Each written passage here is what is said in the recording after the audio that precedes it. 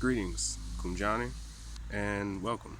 You're tuned in to another episode of my vlog.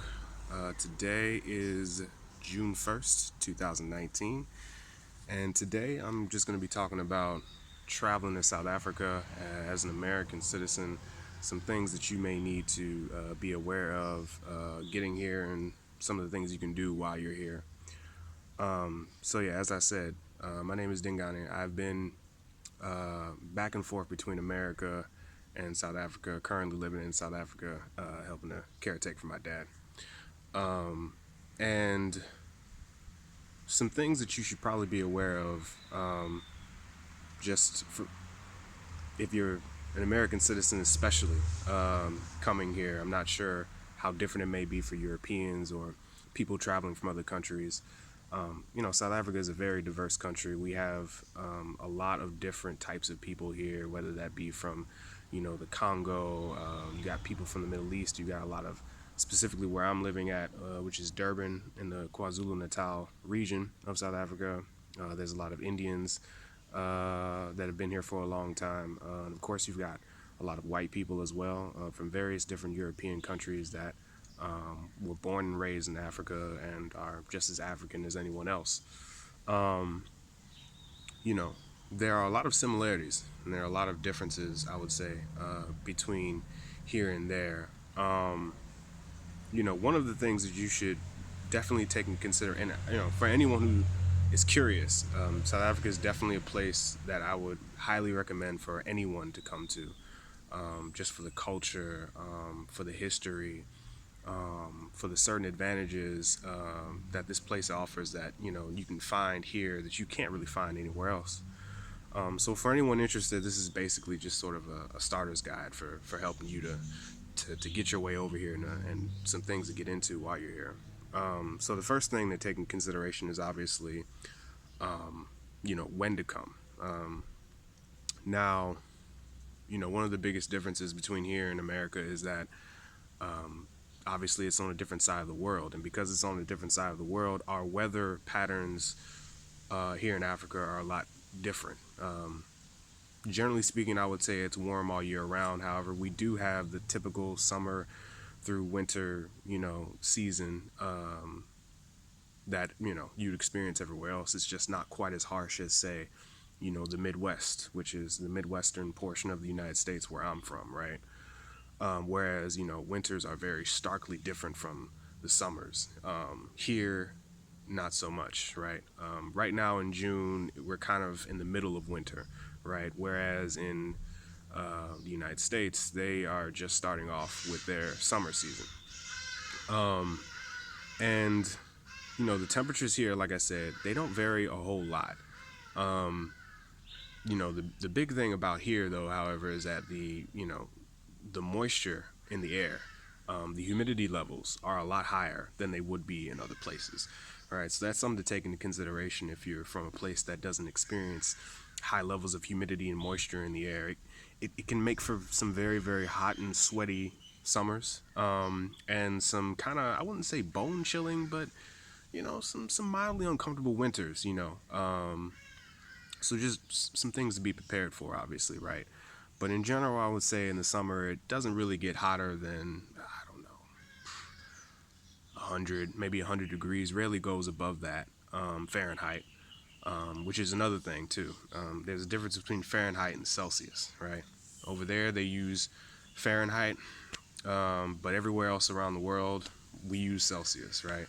So when you hear someone say 26 degrees, for example, in my mind, coming from the Fahrenheit standpoint, I would think, wow, that's really fucking cold. Well, no, 26 Celsius is more like, 70 to 80 degrees, 70 or 80 degrees in Fahrenheit, right?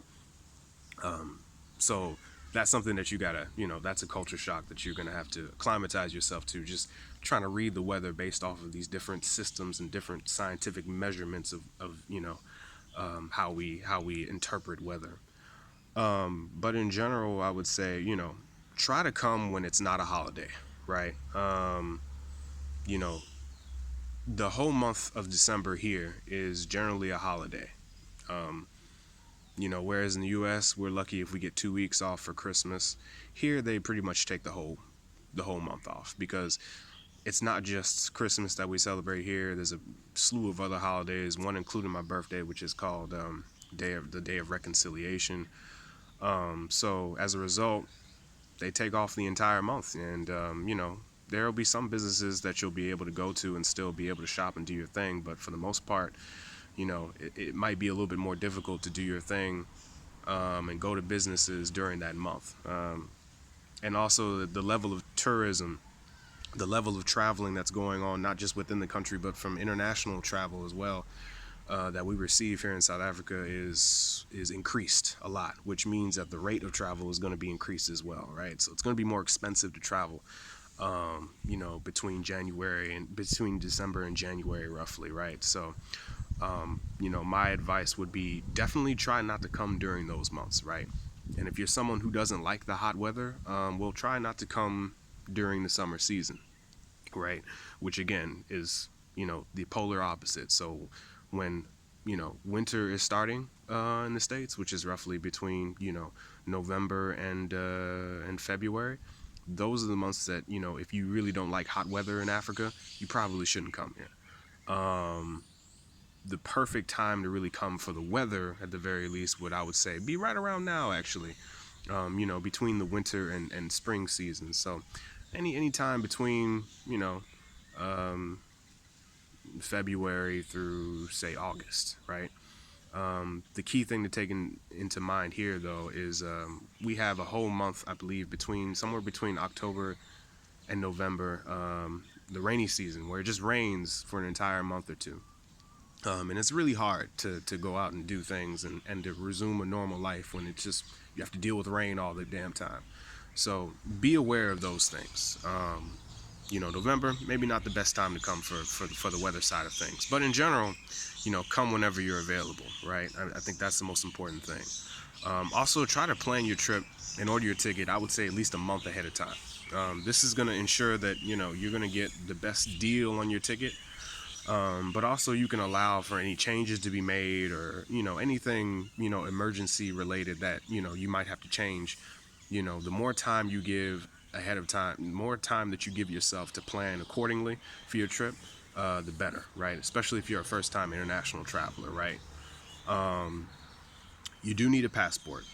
Um, but that's once you get the passport, it's about all you need. Um, you're gonna fly into the country. They're gonna have a separate line for foreigners, and they're gonna ask you questions about why you're here and whatnot. And then once you get past that, they give you a 90-day visa, which means you're allowed to stay in the country for at least 90 days. If you want to apply for an extension, I believe it goes up to about 180 days. But past that, it's pretty much illegal for you to remain in the country. Not to say that they're necessarily going to be really uptight about it or really try to enforce that. The immigration enforcement around here, I would say, is not one that is very tight.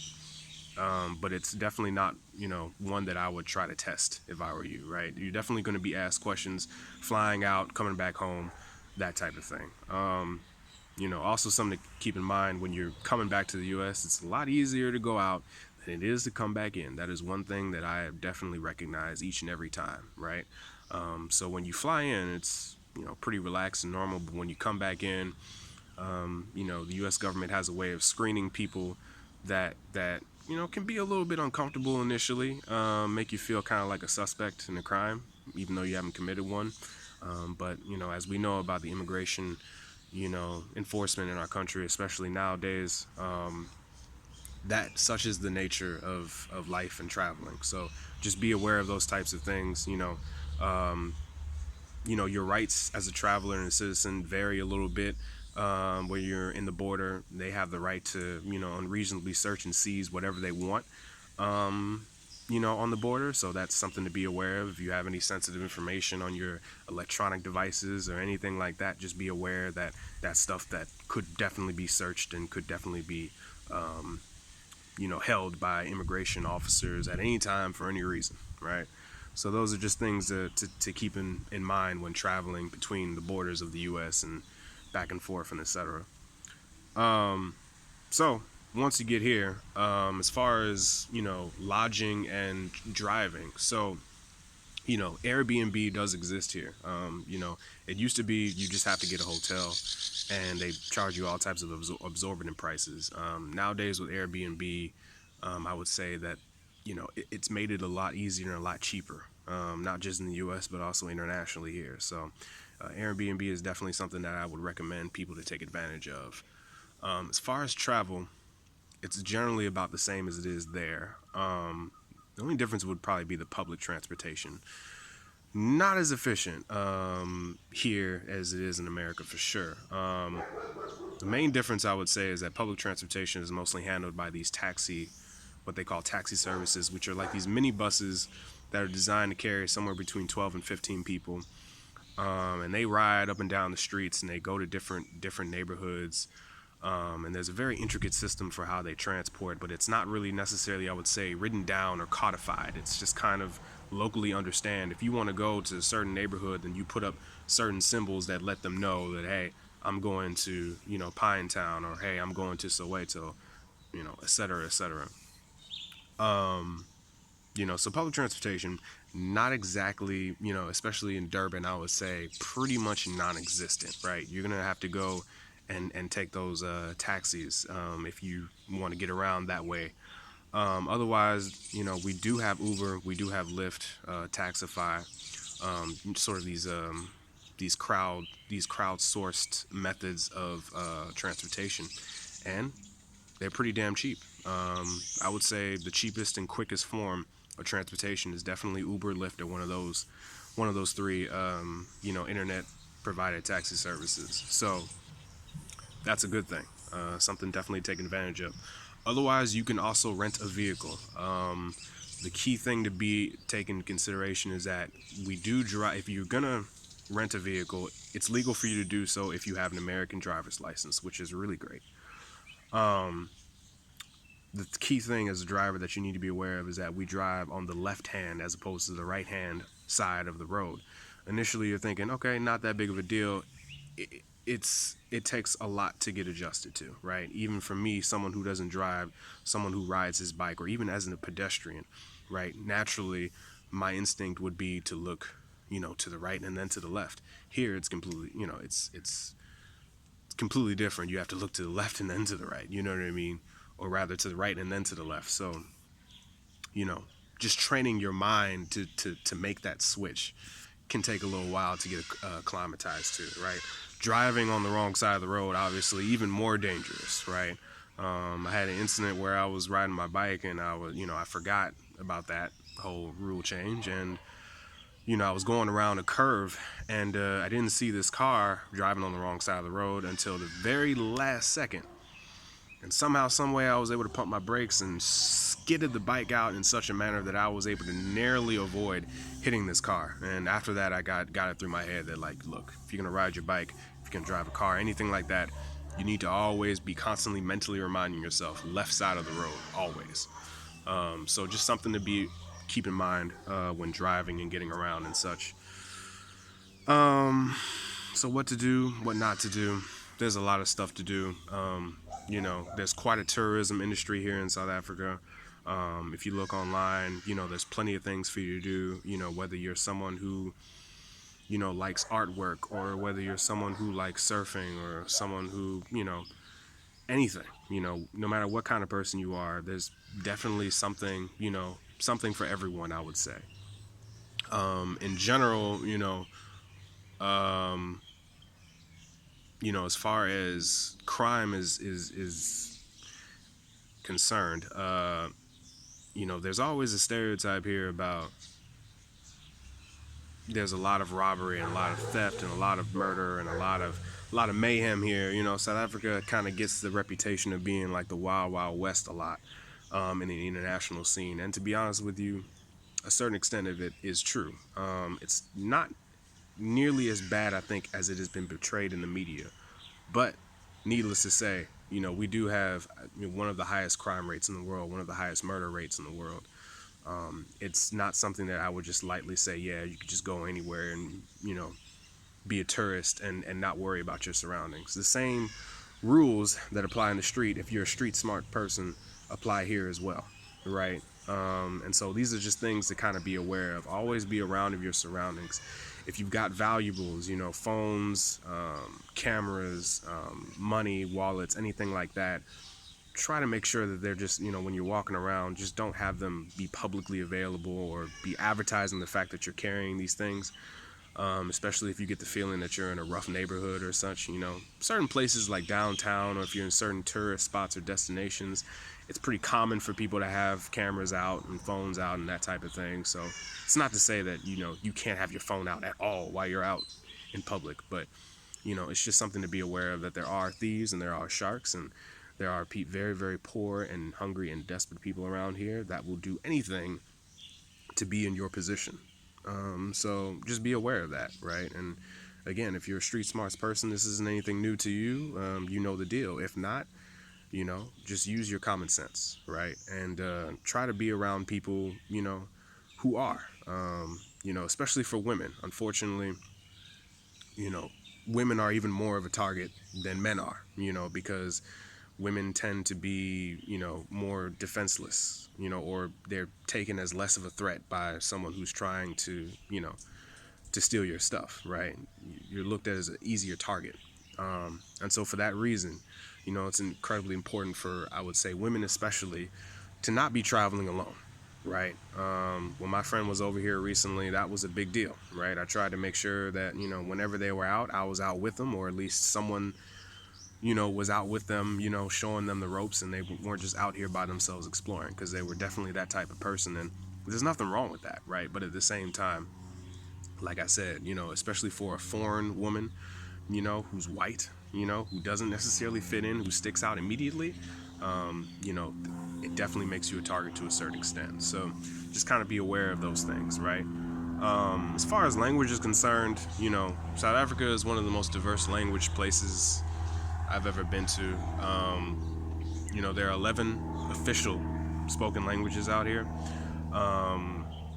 I would say the predominant languages for sure are English, Zulu, and a white settler language called Afrikaans. But Zulu and English, I would say, are definitely the biggest, most widely spoken language. In English, of them all, I would say everyone pretty much speaks English, right? Everyone generally speaks, one or two languages around here, but just about everyone, speaks English. So as an English speaker, not a whole lot to worry about as far as translation. There are differences, though, in, I would say, the English that we speak in America and the English that they speak here. There are certain words and phrases that they're going to say that don't necessarily click to you, and vice versa, right? So, for example, cilantro is dania, right? Or the trunk of a car is called a boot, right? And vice versa. If I said cilantro, or can you show me where the cilantro is, or can you show me where the bathroom is, or where the yeah, where the well, not where the bathroom is. They call the loo a bathroom, but if you say bathroom, they'll know what you mean. But if you try to use words like cilantro or trunk in regards to a car, they won't know what the hell you're talking about, right? So important to understand the certain language differences and the barriers, and you're going to experience it, right? It's just something that is, I would say, a trial and error thing, going through it and kind of understanding, okay, how do you just describe what you're trying to say, right? Instead of saying, so I'm looking for this leafy green thing that tastes like whatever, you know what I mean, or the back of a car, you know what I mean. I'm trying to put something in the back of your car, right? Just try to, if you can't get to what you're trying to say by saying the word, then just try to describe what the word means, and generally you'll find your way from there. But like I said, there will be a little bit of a translation mishaps here and there, and that's fine, you know what I mean. As someone who's been living here for quite a while, it's just something that I've become a lot better at, but it's just still developing those language skills, and constantly having to be aware of okay, this is what they call it here, this is what they don't say, this is what they do say, this is what these things mean, etc., etc. Yeah. As far as like safeness for Americans traveling too, I mean, in the past, well, South Africa has had a very long and storied history of xenophobia, which is violence towards, you know, foreigners in general. But it isn't which type of foreigners though is the important part.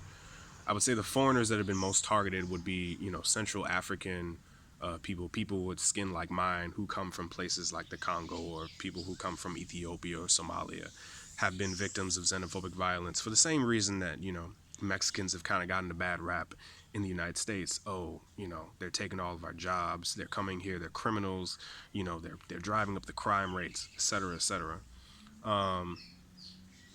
South Africans generally kind of tend to have the same attitudes towards other Africans. But not for Americans. I would say in general, South Africans love Americans, mostly because they are fascinated. Most of them never really have met an actual flesh and blood American, right? But they've grown up listening to American music, watching American movies and television and all these types of things. So as a result, they absolutely revere American culture. And whenever they get a chance to actually speak to an American, it tends to have this effect of making you very aware, I would say, of your American privilege. You know, you tend to be treated like royalty, or, you know, greeted with a lot of jealousy and contempt and hatred, right? I've also gotten that, but most of it has been most of the time my interactions have not been negative at all. They've been pretty, I would say, you know, outlandishly like grateful, and, you know, like I said, almost treated like some kind of royal king. You know, I'm getting all types of respect and accolades that I didn't feel like I actually deserved. So that's something that you will notice culturally, just as a foreign American especially, that American privilege is very real, and people will revere you, right? People will also try to take advantage of you, right? And that's comes back to what I was talking about with having street smarts, knowing your surroundings, just trying to understand different people's intentions, and, you know, not allowing yourself to feel bad for people to the point where you're willing to overcompensate to make them know that you're cool, you know what I'm saying, or you're down with them culturally and as a nation and all that type of thing, because people will take advantage of that, right? They'll try to use you and try to say, well, you're this privileged motherfucker, you know, you only gave me $20, you can give me more than that. In fact, I had one guy at the airport had the nerve, you know, I gave him a $20 tip, which is, you know, 200, which equaled about a little bit more, maybe like 300, 400 rand in South Africa, which is not a small amount, you know, for an airport tip. You know what I mean? And the dude had the nerve to ask for another 20. You know what I mean? So you'll get people who will definitely try to take advantage of your, I would say, American privilege and guilt. And, you know, it's important to understand the balance between, you know, being an understanding and giving, you know, person, but also not allowing yourself to be taken advantage of because of your ignorance. You know, on the note with the currency exchange, it fluctuates, right? But right now, the currency exchange is fixed between 14 to 1. So what that means is that for every 14 rand, as they call it here in South Africa, every 14 rand equals $1, right? And what this basically means is that the prices of everyday goods, you know, from gas to food, is relatively a lot cheaper here than it is in America, right? So, for example, a loaf of bread in the U.S., which would probably cost between $4 or $5, over here is closer to $2 or $3, right? So it's about a $1 to $2 difference, right, for the same item, right? But you're paying significantly less, generally speaking. I would say the exception is probably for anything that was foreign made, so anything that was imported into the country from Europe or the States or China or anything like that, or maybe not China, but, you know, everywhere else, highly made, you know what I mean, specialized goods like that, especially, they tend to get the duties and the tariffs and all that imposed on them, which as a result drives the price up, right? So, for example, if you're trying to buy a video game system here, say an Xbox 360, which may cost, you know, you can get one as cheap as, you know, let's say $250 here, and it would be double that here, right? Simply because it was imported from another country and because it's a highly made electronic good or whatever. So buying video games, no. You know, electronics in general, generally speaking, not cheaper, right? Unless they're like really cheaply made Chinese things, right? But Really expensive, really well-made electronic equipment, not exactly the best place to buy those. So that's one thing to keep in mind, which goes into actually electronics. So if you're traveling, another thing, a major thing that you need to keep in mind is that the plugs here are different, right? And what I mean by that is that in the U.S. we have a certain three-prong plug, where you plug your thing into the wall jack and it powers up your device. Well, here we have the same thing, except the shape of it is completely different, which means if you try to plug in your American-made electronic device to get charged, it's not going to be compatible with our wall plugs, right? So you're probably gonna need to get one of these, which is an electronic adapter. Basically, you plug your American side in here, and then you plug the South African side in that way, and then you can power your device, right? And these things run, they're pretty cheap, I would say. I got this one for about 20, 30 rand, which is what, about $2 to $3.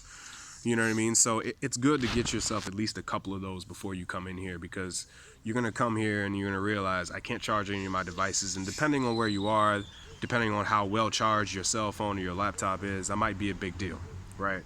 You're going to need to charge those at some point, right? So definitely a good idea to get one of those before you come. Otherwise, you can find plenty of them here at any major convenience store or mall or super center or anything like that. Another thing to keep in mind is that the electricity, the blackouts here are much more frequent here than they are there. And the reason why that is because basically the supply of electricity cannot keep up with the demand that the people have of electricity, right? And there's only one power company that exists in the entire country, and it is struggling to keep up with the increasing demand of the growing population and its electricity needs. And so as a result of that, and of course, corruption and just inability to be proactive and want to solve the situation, our electricity problems have been getting worse and worse and worse, and our blackouts have becoming more frequent. So they have this thing called what we call load shedding, which is basically a system of turning off electricity across an entire area in order to prevent overheating of these electrical generators, so that these electrical generators don't blow out and we have a much bigger problem, right? We have to turn off the electricity in order to maintain the grid. And so periodically throughout the day, you'll find yourself without power for 2, maybe 3, sometimes in excess of 6 hours a day. But generally speaking, I would say it's no more than 2. It goes from anywhere between stage 1 and stage 5. Stage 1 being like the least amount, so maybe like 45 minutes, you know what I'm saying, to an hour. And then stage 5 could be up to like 6 hours, like I said. They tried to do a good job of letting us know what stage that we're in when load shedding is happening, but as a lot of things in South Africa, you'll start to understand that not everything is always communicated. Some things are just expected to be understood. You may have power one day, you may not. You know what I mean? They say they were going to cut off power this time, but they actually ended up cutting it off 5 hours later. Someone said that they would show up at this time, but they actually show up a completely different time. You know what I mean? Or, they just show up at your gate whenever the hell they feel like they want to show up at your gate. Hey, I'm here, let me in. Certain cultural differences, I would say, that sort of ride here that would not necessarily ride in the States. So it's a good idea to just be aware of, the fact that, yeah, electricity and power may be off for an unspecified amount of time, but at some point it is going to come back on.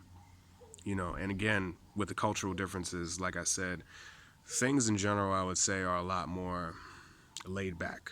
South Africans are not as concerned with money and working themselves to death in the same way that we are. They know how to relax, they know how to work, but they also know how to have a good time, how to take the stress off, and to live their lives and to celebrate a lot more than we do. And as a result, it makes for, I would say, a difference in cultural acceptance, right? You sort of have to be accepting of the fact that things are not necessarily going to work exactly the way that you want them to, right? You may have plans, right? Sometimes they work out and other times they don't. And when they don't work out, do not freak out. Be calm with the situation. Understand, okay, this didn't work out. Let's try something different, right?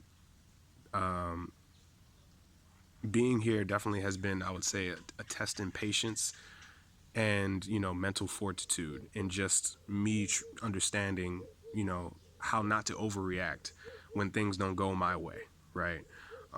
Understanding that, yeah, you had a specific plan and maybe there was some promises made, but at the end of the day, it didn't happen. You're still here. You'll find a way to carry on. You know what I mean? And if you have that internal strength or that internal, you know, fortitude, knowing that, the better off you're going to be, the better off of an experience I think that you're going to have here. Um, in general, I would say that, there's a lot of similarities between here and there. All the same things that you might find in America, you'll find in Africa. I would say in general, it just tends to be a little bit lesser on the quality side, right? But as far as ingenuity, South Africans are some of the most creative people alive, if you ask me. They are brilliant masters at knowing how to make the most out of the little bit that they have, and making some of the most beautiful and amazing things from that little bit that they have, right? In ways that I don't think any other people have really been able to do quite the same thing. So it's just been quite an experience, quite a learning experience for me personally. And I know that, once you get here, you'll also find something to learn and appreciate and to bring back with you that will make you a better person, and hopefully everyone around you also better people and a better community. It's not a perfect place. There's a lot of problems here. There's a lot of issues that we got to deal with. But in general, I think you'll find South Africans to be a very accepting and a very tolerant, very polite, super polite people that will take a whole lot of garbage up into a point, and once they get past that point, the rage comes out. The unstoppable rage comes out, and you just got to know how to get the hell out the way and let them take care of that.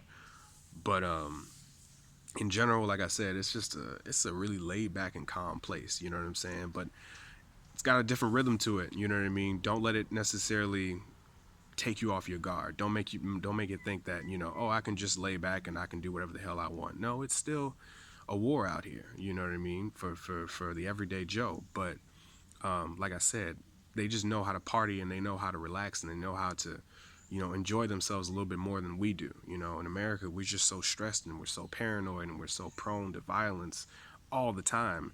We're just so on edge that it really makes for a very, even when we're having a good time, it's still an uncomfortable uneasiness about it. Here, it's relaxed, bro, until it's not relaxed, and then we got to take care of our business. But you know what I mean? And in general, though, it's just a nice place to be. No one's really tripping about the small stuff, man. Everyone is just trying to live and go about their day. And like I said, they're very warm. They're very accepting, especially of Americans.